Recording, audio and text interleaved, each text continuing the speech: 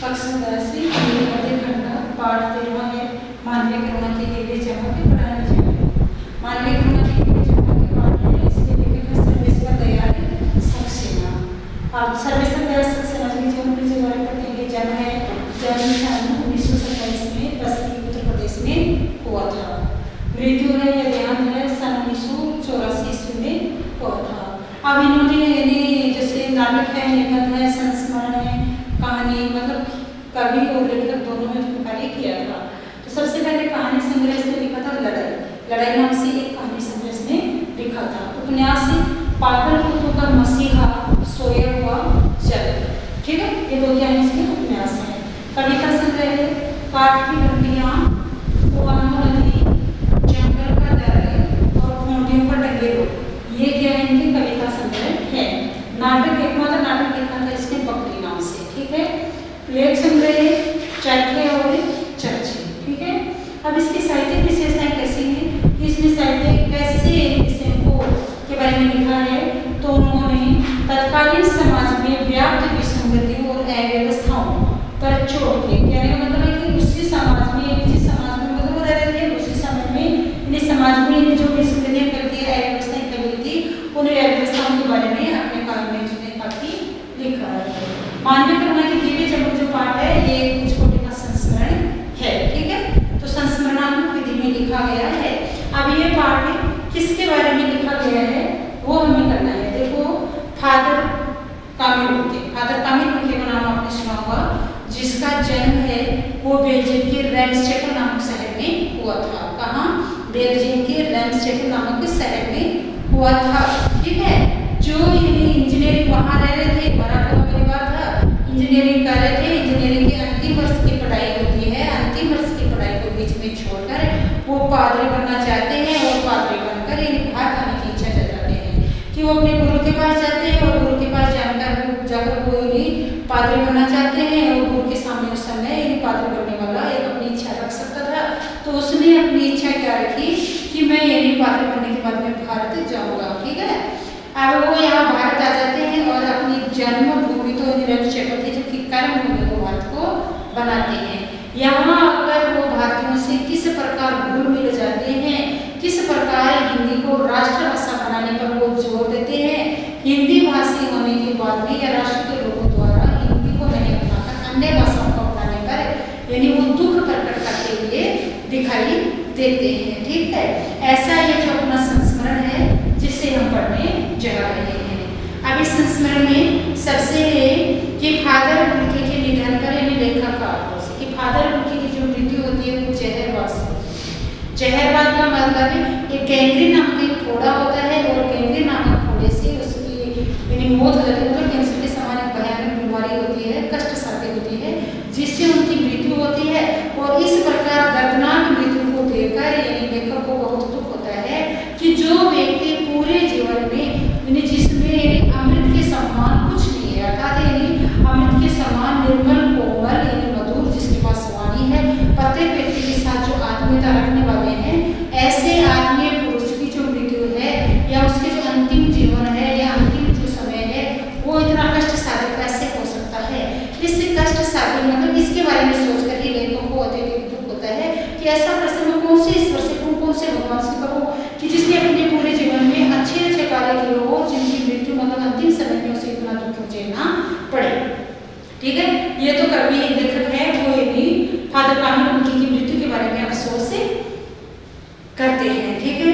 दूसरे है फादर कामिल मुखिया की आत्मीयता और लेखक है। फादर कामिल मुखिया की आत्मीयता के बारे में लेखक को क्या पता चलता है कि फादर कामिल मुखिया हैं, उसके जीवन में प्रत्येक व्यक्ति के प्रति आत्मीयता का व्यवहार होता है कि वो जिससे भी मिलते हैं वो प्रत्येक के साथ यानी अपनी बाहें फैलाकर खड़े हुए से दिखाई देते हैं। कि जब भी लेखक चाहे दिल्ली हो चाहे कहीं भी हो यानी फादर कामिल मुखिया को जाके आना होता है, चाहे 2 मिनट के लिए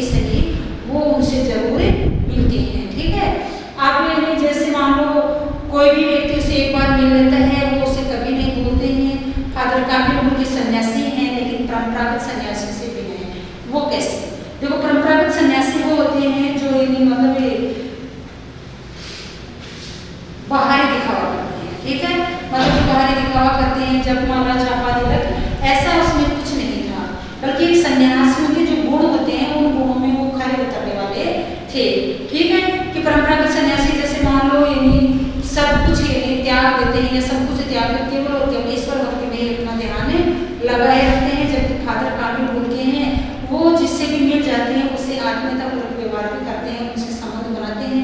एक बार संबंध बनाने के बाद में कभी भी उसको यानी तोड़ते नहीं है, उसको भूलते नहीं है। ऐसा फादर कामिल बोलते का व्यवहार है। लेकिन इसी प्रकार वो परंपरागत सन्यासी से भी मानेंगे कि गुणों में तो सारे परंपरागत सन्यासी है, लेकिन सन्यासी वो होता है जो सांसारिक माया से विरक्त हो जाता है।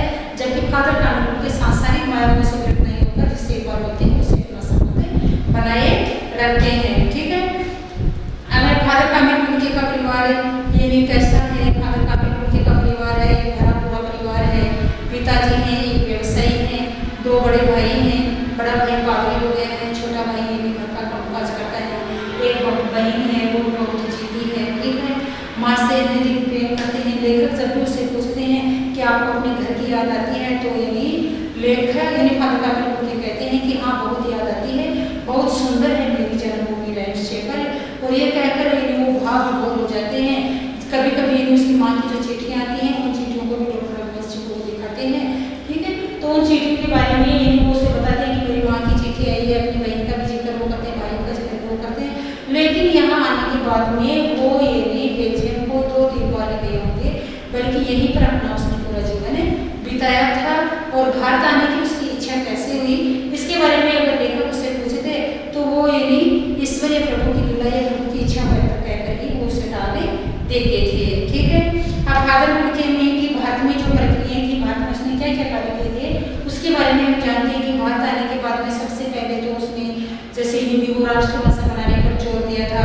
ठीक है, हिंदी को राष्ट्रभाषा बनाने के साथ साथ में कोलकाता से उसने BA किया, इलाहाबाद से उसने MA किया और प्रयाग विश्वविद्यालय के हिंदी विभाग में रहकर सन 1950 में राम कथा उत्पत्ति और विकास के बारे में उसने लिखा था। ठीक है, राम कथा उत्पत्ति और विकास। ठीक है, प्रशोध प्रबंध का पूरा कार्य उसने किया था। अब है मातृलिंग का प्रसिद्ध नाटक था ब्लूबर्ड। ठीक है, मातृलिंग का प्रसिद्ध नाटक कौन सा था? ब्लूबर्ड, जिसका हिंदी में उसने नीलकंठी नाम से इसका रूपांतरण किया था। ठीक है, इसके द्वारा लिखा गया था मातृलिंग के द्वारा, जिसका हिंदी अनुवाद किस नाम से किया था? नीलकंठी नाम से हिंदी में कामिल मुल्की जी ने किया था। अब सेंट जेवियर्स कॉलेज रांची में हिंदी तथा संस्कृत विभाग के विभागाध्यक्ष रहे और यही उन्होंने अंग्रेजी हिंदी शब्दकोश भी तैयार किया था। ध्यान रखना, अंग्रेजी और हिंदी का शब्दकोश उसने सेंट जेवियर्स कॉलेज में रहकर ही तैयार किया था। ठीक है, और बाइबिल का अनुवाद भी किया। वहीं बीमार पड़े, पटना से दिल्ली आए और दिल्ली में रहते हुए उसकी मृत्यु भी हो गई थी। ठीक है, अब संकल्प से सन्यासी का धर्म किए। अब देखो मतलब मैंने बताया कि परंपरागत सन्यासी से वो भी थे, संकल्प से सन्यासी थे। संकल्प से सन्यासी कैसे कि मान लो पढ़ाई कर रहे थे, इंजीनियरिंग के अंतिम वर्ष में उसने इच्छा जाहिर की कि मैं यानी पादरी बनूंगा, क्योंकि उसकी माँ ने बचपन में ये अनाउंस कर दिया था कि बेटा हाथ से निकल गया, लड़का हाथ से निकल गया है। वो ये बात सोचकर ही यानी अपने गुरु के पास जाते हैं और पादरी बनने की इच्छा जाहिर करते हैं। गुरु से यानी इच्छा मतलब ये रखते हैं, तो इच्छा में उसको रखते हैं कि मुझे यानी पादरी बनने के बाद में भारत जाना है और भारत में आने के बाद में यानी वो यानी भारत आने के बाद में अन्य कार्य से जुट जाते हैं। ठीक है, अब यानी मतलब प्रत्येक जो व्यक्ति होते हैं उसे तत्व का यहाँ आकर वो भाव रखते हैं। यानी जो भी कोई उत्सव अगर होता है या कोई भी मृत्यु अगर दुख जैसा कार्य होता है तो उसमें बड़े भाई या ब्राह्मण की मत या पुरोहित की मत जाकर वो सबको ये भी सांत्वना देते हैं या स्नेह प्रदान करते हैं। जब लेखक की पत्नी और बेटे की मृत्यु हुई तो उस समय भी सांत्वना मेरे साथ यानी फादर कामिल मुल्की ने लेखक को कहे थे, वो लेखक को आज भी याद आ रहे हैं। जब लेखक की बेटे का जन्म होता है तो जन्म के बाद 6 महीने बाद में जब अन्नप्राशन संस्कार करवाया जाता है तो लेखक की बेटे के मुँह में सबसे पहले अन्नप्राशन या अन्न का डालने वाले कौन होते हैं? फादर कामिल मुल्की ही हुआ करते हैं। लेकिन वो यहाँ आने के बाद में हिंदी को राष्ट्रभाषा बोलना चाहते हैं और हिंदी को राष्ट्रभाषा घोषित करने के लिए अनेक प्रयास भी करते हैं। लेकिन उनको दुख ये होता है कि यानी हिंदुस्तान में रहने वाला यानी हिंदी बोलने वाला हिंदुस्तान में रहने वाला हिंदी बोलने वाले लोग हैं, वो यानी हिंदी को राष्ट्रभाषा घोषित क्यों नहीं कर सकते अर्थात हिंदी क्यों नहीं बोल सकते, यह सोचकर ही वो यानी अत्यंत दुखी होते हैं। ठीक है, अब लेखक को यानी अपने पति और पुत्र की याद आती है और फादर कामिल मुल्की की जो जीवन यात्रा होती है, जीवन यात्रा किस प्रकार से गुजरती है, उस जीवन यात्रा के बारे में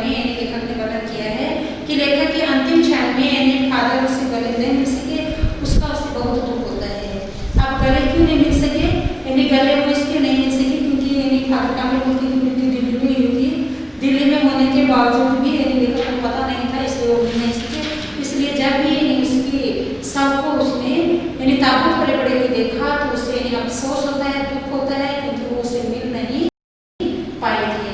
अब वहाँ उपस्थित बहुत सारे लोग होते हैं, किस प्रकार इन फादर कामिल के शरीर को यानी अंतिम संस्कार करने के लिए यानी कब्रगाह तक पहुँचाया जाता है, किस प्रकार यानी गाड़ी से उसको उतारा जाता है। लेकिन लेखक ये बार बार सोचा करते थे कि इस पादरी इस सन्यासी की मृत्यु पर रोने वाला कौन होगा।